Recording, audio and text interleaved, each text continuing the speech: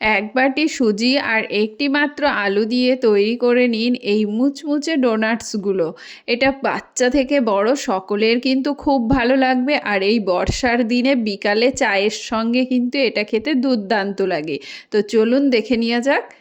তো তার জন্য আমি কড়াইতে তেল গরম করে নিয়েছি, 1 থেকে 1.5 চামচ মতো সামান্য একটু তেল নিয়েছি। তার মধ্যে দিয়ে দিলাম জিরা, কিছুটা জিরে ফোড়ন দিয়ে তার মধ্যে আমি দিয়ে দিলাম 1 বাটি সুজি। সুজিটাকে হালকা একটু আমি ভেজে নেব, কালার চেঞ্জ করার কোনো প্রয়োজন নেই, জাস্ট হালকা একটু সুজিটাকে ভেজে নিতে হবে। ভেজে নিয়ে তার মধ্যে দিয়ে দেব যতটা আমি সুজি নিয়েছি তার ডবল জল। সুজি যত পরিমাণ নেবেন তার ডবল জল ব্যবহার করবেন, তাহলে দেখবেন সুজিটা কিন্তু একদম পারফেক্ট সিদ্ধ হয়ে যাবে। আর গ্যাসের আঁচটা মিডিয়াম রাখবেন, না হলে কিন্তু সুজিতে জলটা খুব তাড়াতাড়ি টেনে নেবে আর সুজিটা খুব ভালোভাবে রান্না কিন্তু হবে না।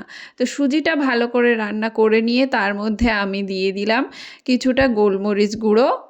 গোলমরিচটা আমি বাড়িতেই গুঁড়ো করে নিয়েছি, একদম পাউডার করিনি, হালকা দানা দানা আছে। আর তার মধ্যে দিয়ে দিলাম একটা বড় সাইজের সিদ্ধ করে রাখা আলু। আলুটাকে আমি কাঁটা চামচের সাহায্যে খুব সুন্দরভাবে ম্যাশ করে নিয়েছি। নিয়ে আলুটা দিয়ে দিলাম, এবার সুজির সঙ্গে খুব ভালো করে মিশিয়ে নিলাম। মিশিয়ে নিয়ে এবার এটাকে নামিয়ে আমি একটু ঠান্ডা করে নেব। ঠান্ডা করে নিয়ে তার মধ্যে আমি দিয়ে দিচ্ছি কেটে রাখা কিছুটা কারি পাতা। আর আপনারা যদি চান কারি পাতার বদলে এখানে কিন্তু ধনেপাতা ব্যবহার করতে পারেন, আবার ধনেপাতা কারি পাতা দুটো বাদ দিয়েও করতে পারেন। আর আমি এখানে যেহেতু আমার বাচ্চা খাবে তার জন্য আমি গোলমরিচের গুঁড়োটা ব্যবহার করেছি, আমি কিন্তু চিলি ফ্লেক্স ব্যবহার করিনি। আপনারা চাইলে কিন্তু এখানে চিলি ফ্লেক্স ব্যবহার করতে পারেন। তো ভালো করে এটা সুজিটাকে মেখে নেব।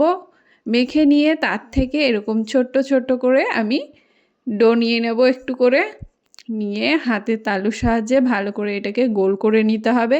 গোল করে নিয়ে হালকা একটু চ্যাপটা করে নেব, নিয়ে এরকম একটা স্টিকের সাহায্যে এরকমভাবে একটা মাঝখানে আমরা ছিদ্র মতো করে দেব।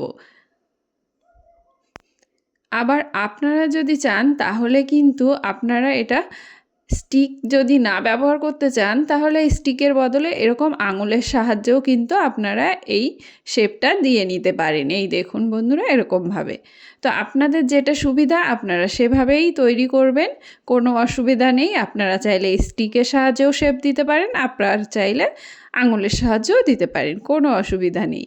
এবার সমস্ত ডোনাটসগুলো তৈরি করে নিয়ে আমি এখানে কড়াইতে তেল গরম করে নিয়েছি। তেলটা কিন্তু খুব ভালোভাবে গরম হতে হবে, না হলে কিন্তু ডোনাটসগুলো তেলে দেওয়ার সঙ্গে সঙ্গে এটা কিন্তু ছেড়ে যেতে পারে কিংবা ফেটে যেতে পারে। তো আমি তেলটাকে খুব ভালো করে গরম করে নিয়ে অল্প কিছু ডোনাটস দিয়ে দিলাম,